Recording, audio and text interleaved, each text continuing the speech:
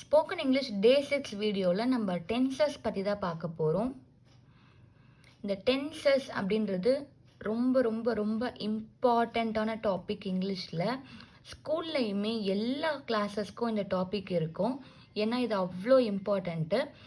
So இது நம்ம எப்படி யூஸ் பண்ணுறது சொல்லி தான் இந்த வீடியோவில் பார்க்க போகிறோம். ஸோ ஸ்கிப் பண்ணாமல் பாருங்கள்.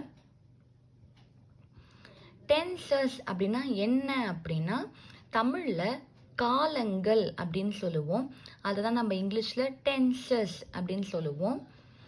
ஸோ டென்சஸ்ன்றது இப்போது கரண்ட்டாக நடந்துட்டு இருக்கிற ஒன்று, இல்லைன்னா ஆல்ரெடி நடந்து முடிஞ்சது, இல்லைன்னா ஃப்யூச்சரில் நடக்க போகிறத பற்றி பேசுகிறதெல்லாம் தான் நம்ம டென்சஸ் அப்படின்னு சொல்லுவோம். மொத்தமாக டென்சஸில் 12 டைப்ஸ் இருக்குது. ஸோ டென்சஸில் மொத்தம் எத்தனை டைப்ஸ் இருக்குது? 12 டைப்ஸ் இருக்குது.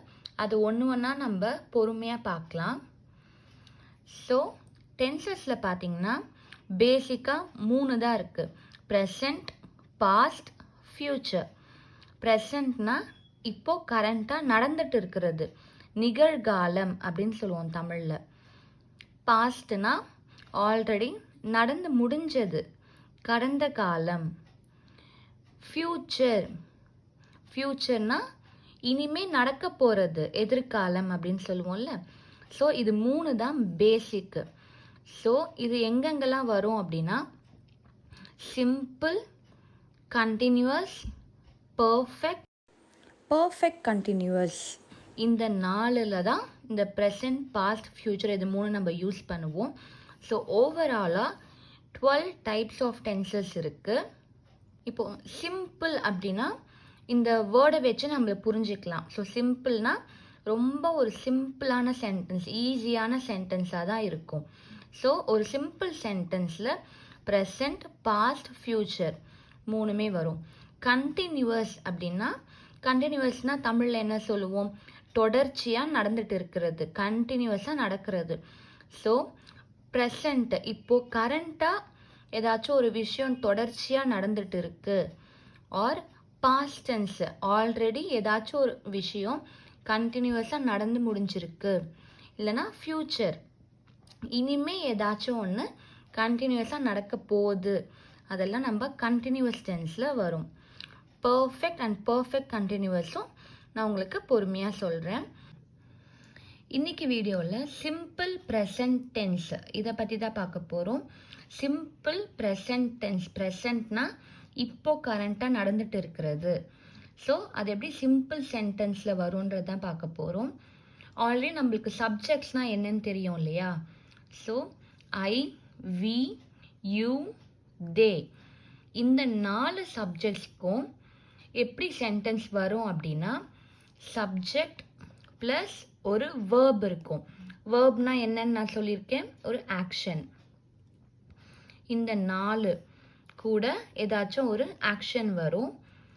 அப்படி இல்லைன்னா இ, ஷி, இட் ஏதாச்சும் ஒரு நேம்.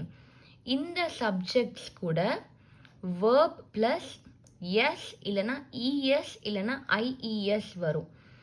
வேர்ப்னா என்ன? ஒரு ஆக்ஷன். இது கூட எஸ் வரும், இல்லைனா இஎஸ் வரும், இல்லைனா ஐஇஎஸ் வரும். அது எப்படின்னு நான் கிளியராக உங்களுக்கு சொல்கிறேன். ஸோ இதுதான் காமனான ரூலு. ஸோ இப்போ இங்கே பாருங்கள், ஒரு எக்ஸாம்பிளோட பார்க்கலாம், அப்போ உங்களுக்கு கிளியராக புரியும். ஸோ ஐ, வி, யூ, தே, இந்த 4 சப்ஜெக்ட்ஸ்க்கு நான் ப்ளே அப்படின்னு எழுதியிருக்கேன். இப்போது ஐனா என்ன? நான். வீனா நாங்கள். யூனா நீ இல்லைனா நீங்கள் அப்படின்னு சொல்லுவோம். தேனா அவர்கள். ஸோ இப்போ இது எப்படி ஒரு சென்டென்ஸாக சொல்லுவோன்னு பார்க்கலாம். ஐ ப்ளே, நான் விளையாடுகிறேன். So present. ஸோ எப்படி சொல்லுவோம்? I play, we play, you play, they play. இப்படி தான் சொல்லுவோம். இங்கே எஸ் ஆட் பண்ணக்கூடாது. ஸோ வெறும் ஒரு வேர்ப், ஒரு ஆக்ஷன் மட்டும்தான் இருக்கணும். ஸோ இப்படி தான் ஒரு சிம்பிள் சென்டென்ஸ் இருக்கும். இந்த பக்கம் பாருங்க, இ, ஷி, இட், ஒரு நேமுக்கு பதில் இங்கே நேம்னு இருக்கு இல்லையா? ஸோ நான் இங்கே ரியா அப்படின்னு எழுதியிருக்கேன். ஸோ இந்த சப்ஜெக்ட்ஸ்க்கு என்ன rule? verb plus S or ES இல்லைன்னா ஐஇஎஸ் வரும். ஸோ அதனால தான் இங்கே எஸ் வந்திருக்கு. he plays அவன் விளையாடுகிறான். she plays அவள் விளையாடுகிறாள். it plays அது விளையாடுகிறது.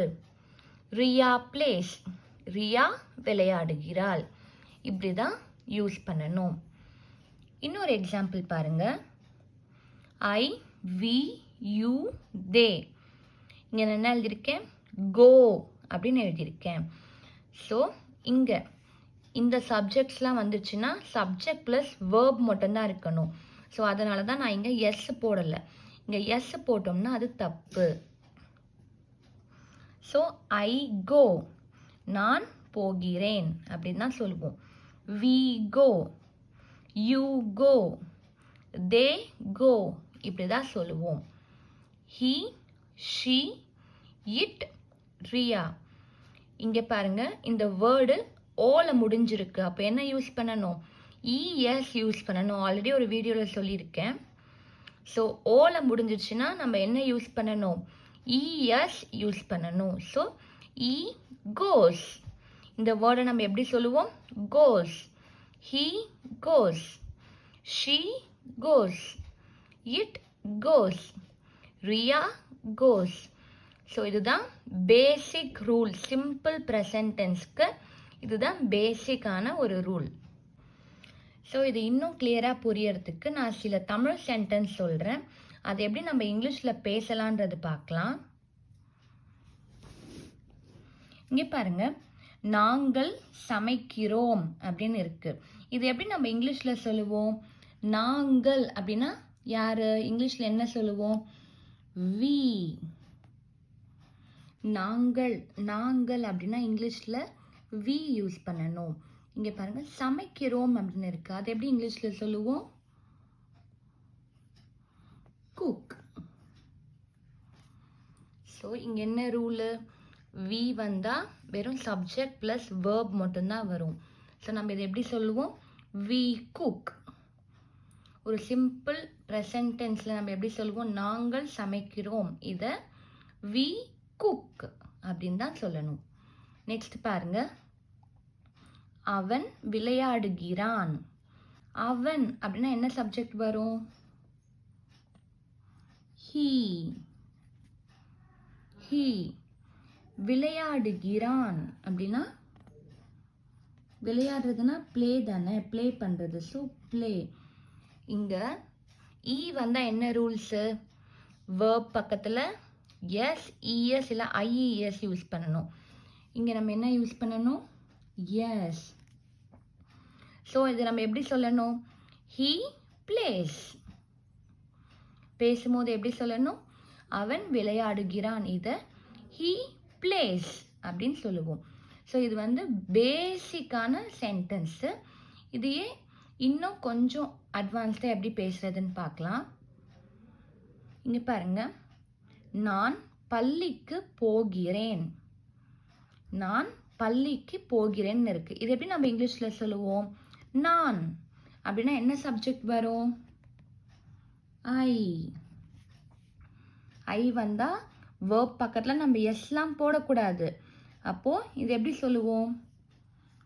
இது பள்ளி. இது வந்து நம்ம இங்கே ஐ பக்கத்தில் வேர்பு தான் வரணும். ஸோ இதில் எது வேர்ப், எது ஆக்ஷன் பாருங்க. போகிறேன் இதுதானே ஆக்ஷனு. ஸோ ஐ கோ. நான் எங்கே போகிறேன்? ஸ்கூலுக்கு போகிறேன். ஸ்கூலுக்கு போகிறேன்.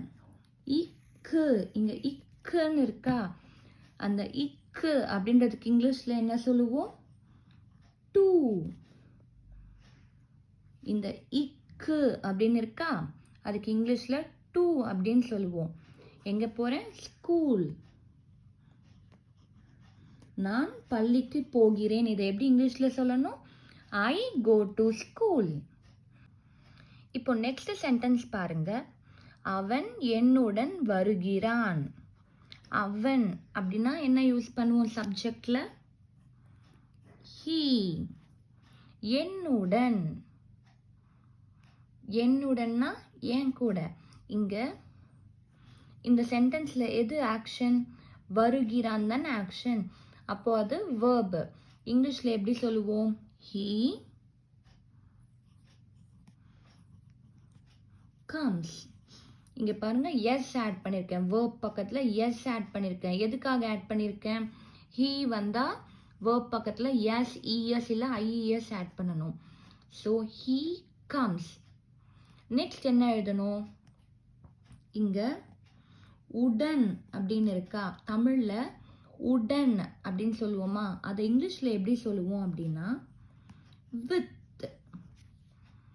இங்கே இக்கு அப்படின்றத இங்கிலீஷில் எப்படி சொல்லுவோம்? டூ அப்படின்னு சொன்னேன் இல்லையா? இங்கே உடன். உடன் அப்படின்னா இங்கிலீஷில் வித் அப்படின்னு சொல்லுவோம். ஹீ கம்ஸ் வித் என்னுடன். என்னுடன் என். இப்போ me. He comes with me இப்படின்னு சொல்லுவோம். ஸோ இன்னைக்கு நம்ம சிம்பிள் ப்ரெசன்ட் டென்ஸ் பற்றி தான் பார்த்தோம். ஸோ இது பேசிக்கான ரூல்ஸ் பார்த்துருக்கோம். அண்ட் சில சென்டென்ஸ் எப்படி யூஸ் பண்ணுறதுன்னு சொல்லி பார்த்தோம். இப்போ நான் ஒரு 2 சென்டென்ஸ் மட்டும் தமிழில் சொல்கிறேன். அதை இங்கிலீஷில் எப்படி பேசலான்றதை கமெண்ட் பாக்ஸில் சொல்லுங்கள். ஃபர்ஸ்ட் சென்டென்ஸ், அவன் எழுதுகிறான். இதை எப்படி இங்கிலீஷில் சொல்லுவோம்? அண்ட் அவர்கள் கோவிலுக்கு போகிறார்கள். இது ரெண்டும் நம்ம எப்படி இங்கிலீஷில் பேசணுன்றதை கமெண்ட்டில் சொல்லுங்கள். இந்த வீடியோ உங்கள் எல்லாருக்குமே புரிஞ்சிருக்கும்னு நினைக்கிறேன். இந்த வீடியோ பிடிச்சிருந்துச்சுன்னா லைக் பண்ணுங்கள், ஷேர் பண்ணுங்கள், கமெண்ட் பண்ணுங்கள். மறக்காமல் என்னோட சேனலுக்கு சப்ஸ்கிரைப் பண்ணிக்கோங்க.